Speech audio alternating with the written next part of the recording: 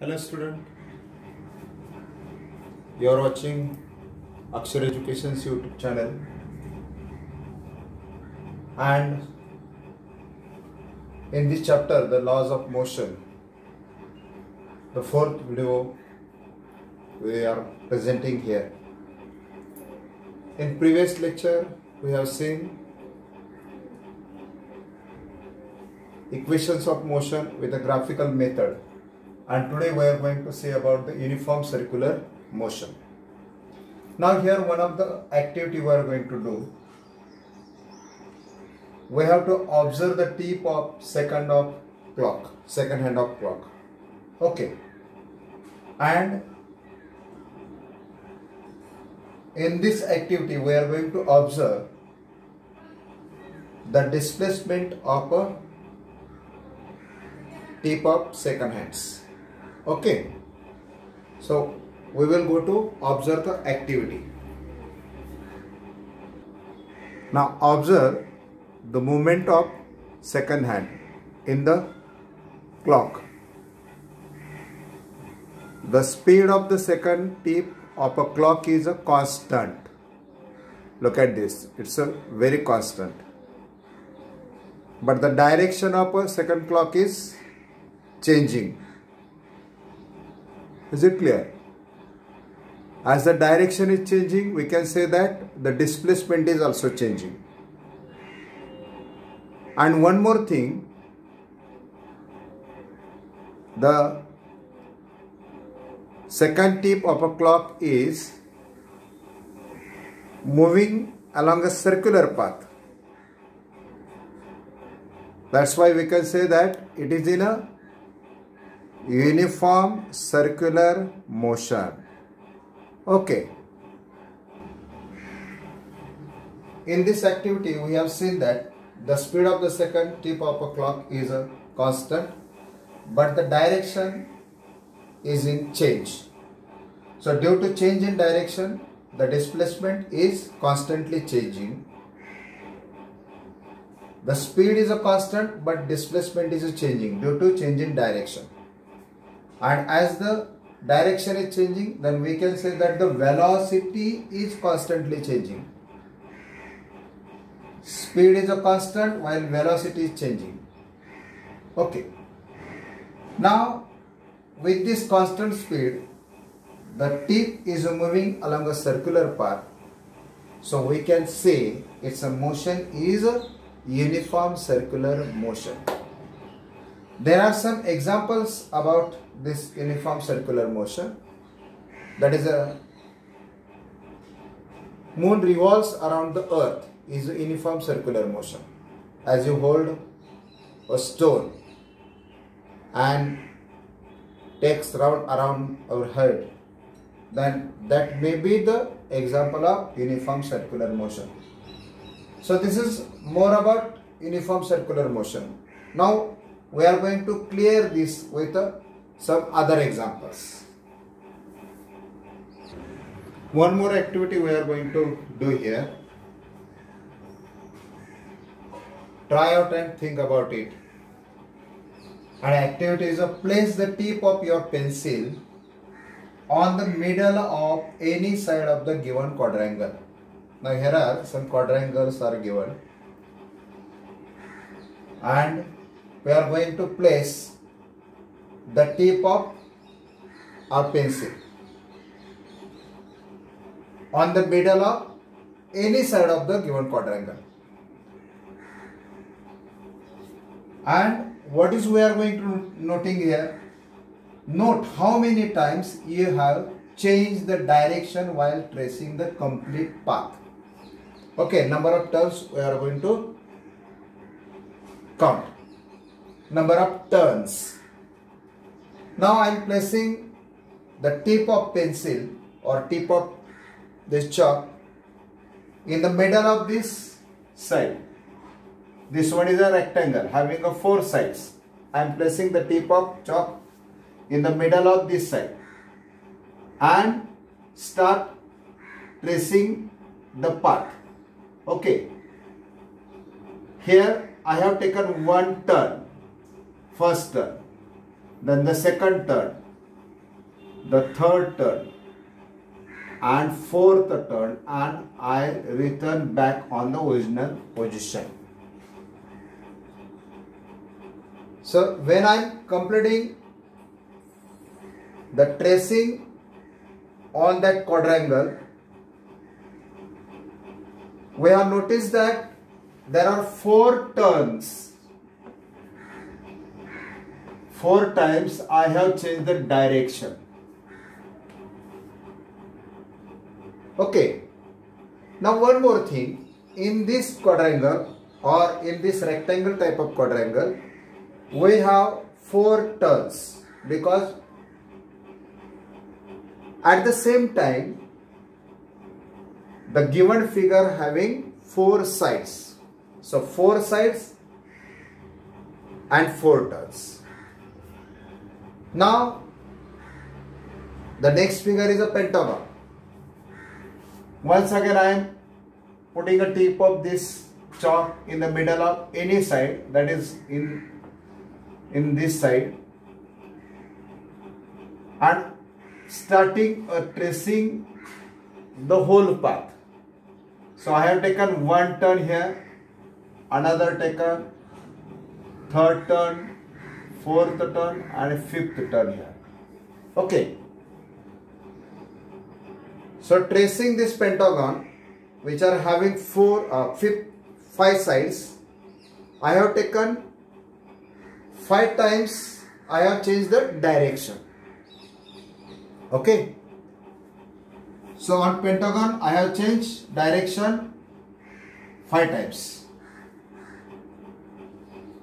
Next on hexagon, 1, 2, 3, 4, 5, 6. There are 6 points where you will go to change the direction.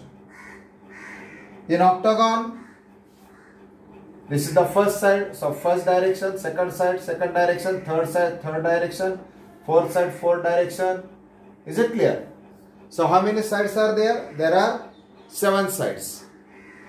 7 sides are there, so we will change our direction 7 times. That means it clears that number of sides and number of turns or number of changing directions are same. If infinity sides may be there, then infinity of times you will change the direction. So this is the figure where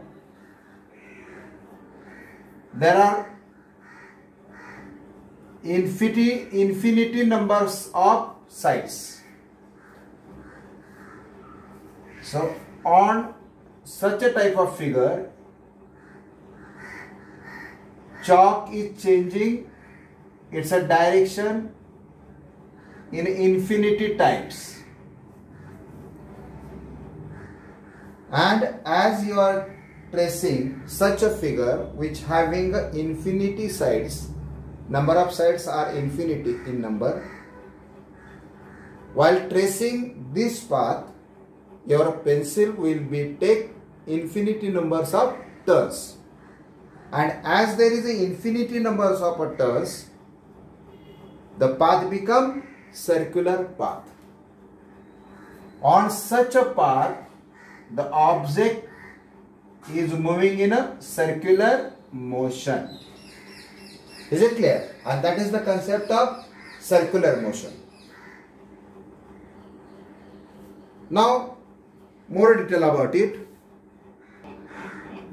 Now, suppose this is one of the object. Okay.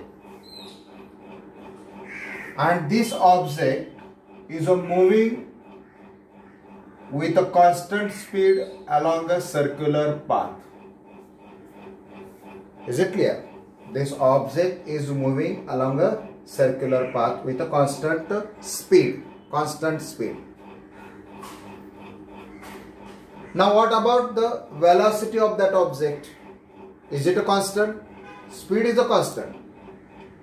But velocity is not constant, because at every point the object at that point is in this direction. Suppose we determine the velocity here on that point, we can observe that the velocity of an object is in this direction. So at every point the direction of displacement is changing. Is it clear?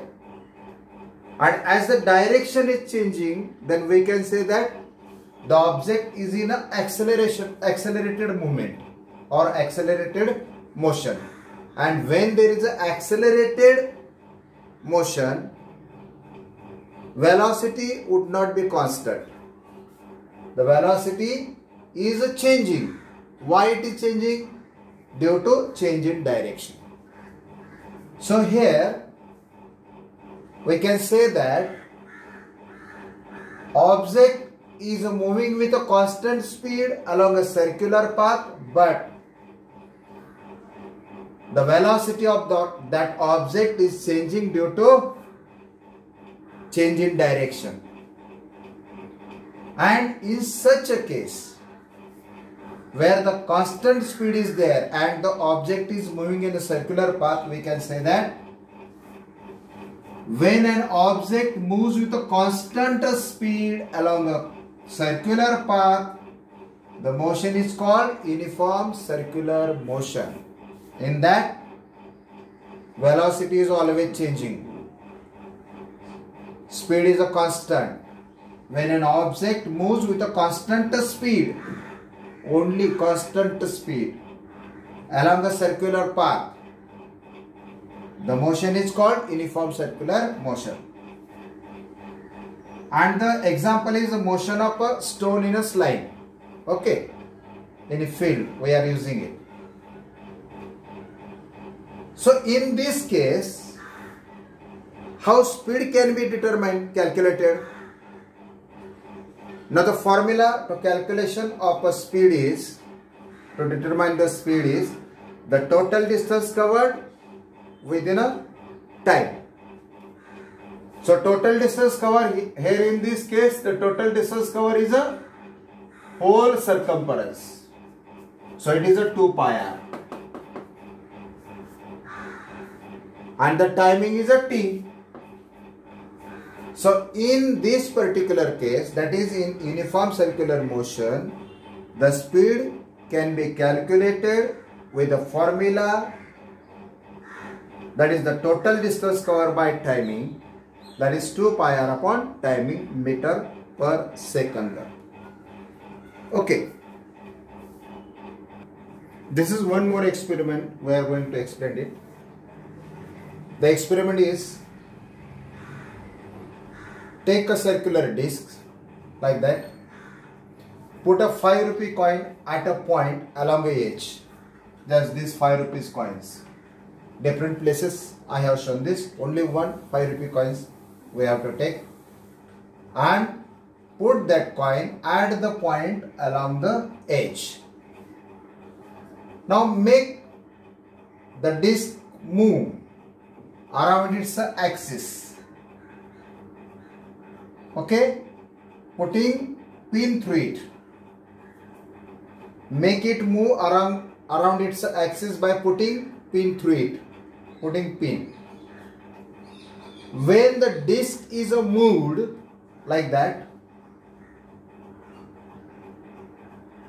at a higher speed, the coin will be thrown up as shown in the figure. If it is here, then the coin will be thrown up in that direction. Coin will be thrown up in such a direction. Here also, the direction is given. The coin will be thrown up in the direction of the tangent. Now tangent. What is the tangent? In circle, this is the tangent. And tangent is always perpendicular to the radius. So if the coin is here, the coin will be thrown up in the direction of tangent, which is a perpendicular to the radius. Is it clear? Now what is we are going to determine here? We are going to determine the direction of velocity in uniform circular motion. Here it is a uniform circular motion. And we are going to determine the direction of velocity with the direction of this coin. And what is the conclusion there? The conclusion is that as the coin moves along a circular path, as a coin moves along a circular path, is moving along a circular path, the coin is always changing its direction at every point. So in uniform circular motion, the speed is constant, but the velocity, the direction of the velocity is always changing due to change in the direction of that particular object. And to explain it, they have given the example of a disc and the 5 rupee coin. So this is more about the uniform circular motion.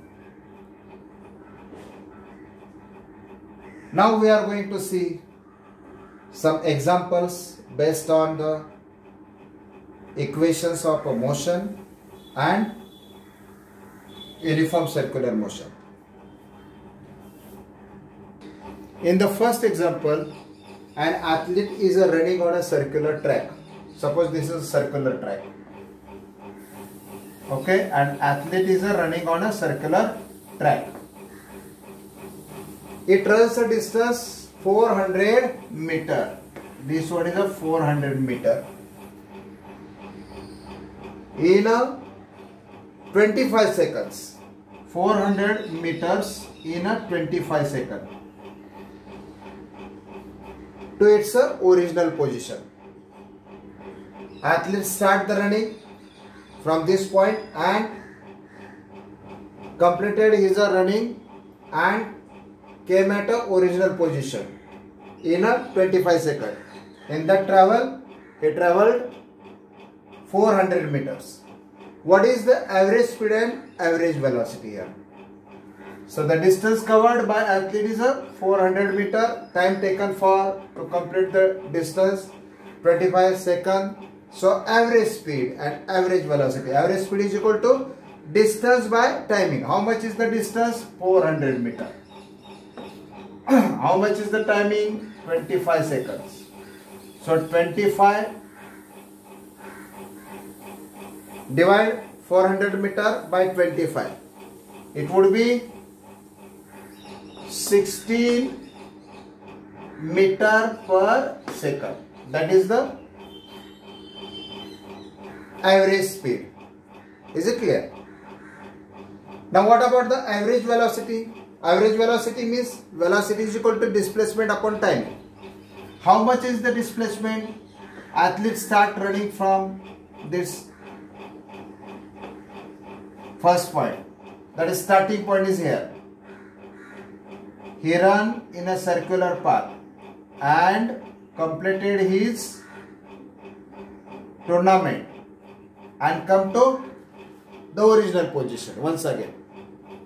Now what is mean by displacement? Displacement is the distance, minimum distance between the starting point and ending point. Here starting point and ending point both are same. So displacement is a 0. And timing is a 25. But 0 upon 25 is a 0 meter per second. So average speed is a 16 meter per second while average velocity is a 0 meter per second. Now the second example, an aeroplane taxi on the runway for 30 seconds with acceleration 3.2 meter per second square.